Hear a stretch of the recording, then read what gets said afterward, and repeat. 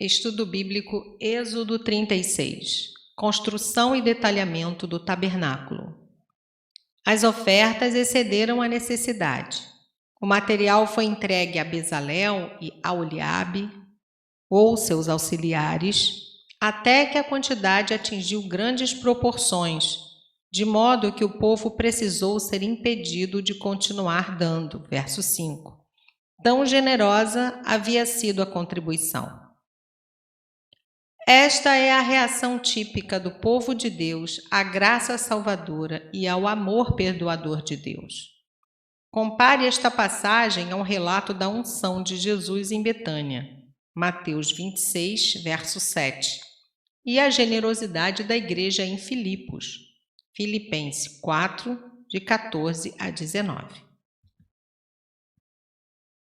Deve ter sido desapontamento e frustração para aqueles que haviam demorado em trazer suas ofertas por não suportarem se afastar de seus tesouros, o descobrir que agora Deus já não precisava mais de sua ajuda.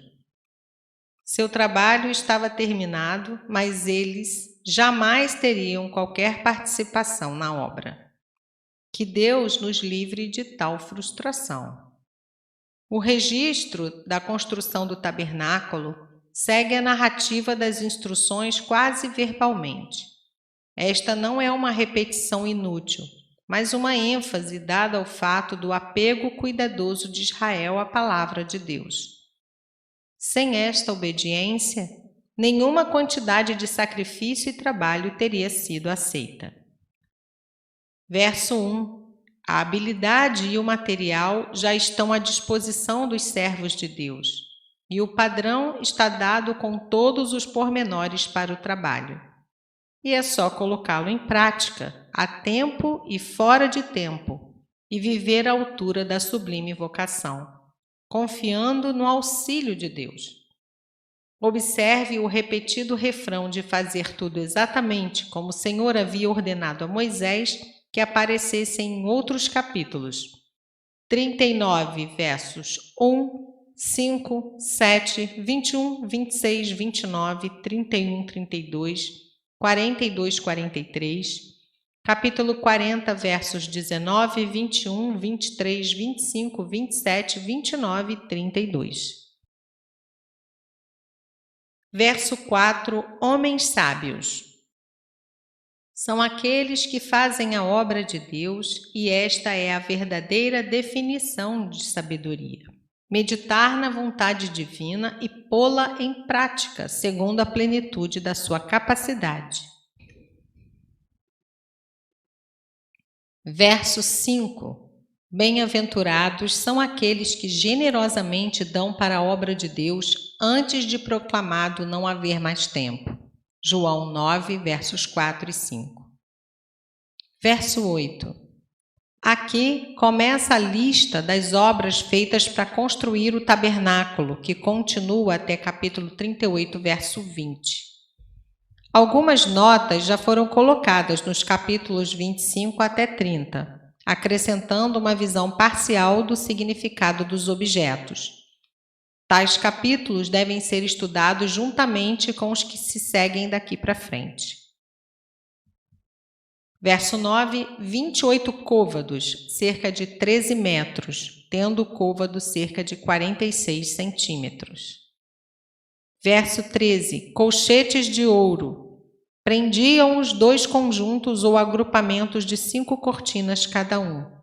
Desta maneira era possível carregar durante as peregrinações e montar as cortinas do tabernáculo quando acampassem, sem o empecilho do seu peso, o que haveria se as cortinas fossem juntadas de um modo permanente. Verso 14, tendo sobre o tabernáculo. Ver as anotações do capítulo 26, verso 7. Verso 15, cortinas. Esta camada de cortinas grossas servia para proteger as cortinas da cobertura interior do tabernáculo do sol e do mau tempo. 30 côvados. Essas cortinas, sendo 2 côvados mais longas do que as cortinas internas, podiam cobrir satisfatoriamente o tabernáculo. A opinião apresentada no Dictionary of the Bible, de Smith, volume 3, páginas 1452 a 1454, de que havia uma viga colocada no meio do teto, o qual era sustentado em uma posição acima de 10 côvados, 4,6 metros, que era a altura descrita no Êxodo, acerca do tabernáculo. Não pode ser aceita se comparada com as medidas das cortinas. Verso 18, colchetes de bronze.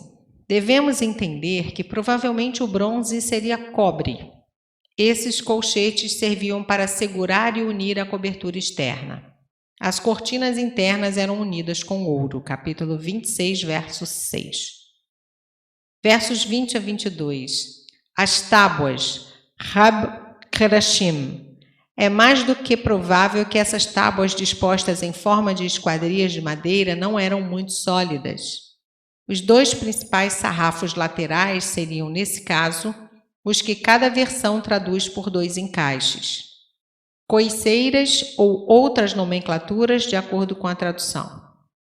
Tinham a vantagem de serem mais leves e davam um aspecto estético às cortinas que os cobriam pelo lado de fora. Verso 35, o véu. Enquanto o véu estava no templo, o caminho para o Santo dos Santos e a plenitude da comunhão direta com Deus estava fechado. Quando o véu foi rasgado na hora da morte de Jesus Cristo, Mateus 27, 51 e Hebreus 10, 20, o caminho se abriu. Através de Cristo temos acesso perpétuo ao trono da graça, tanto agora, Hebreus 9, 24, como na eternidade, Apocalipse 11, 19. Verso 37.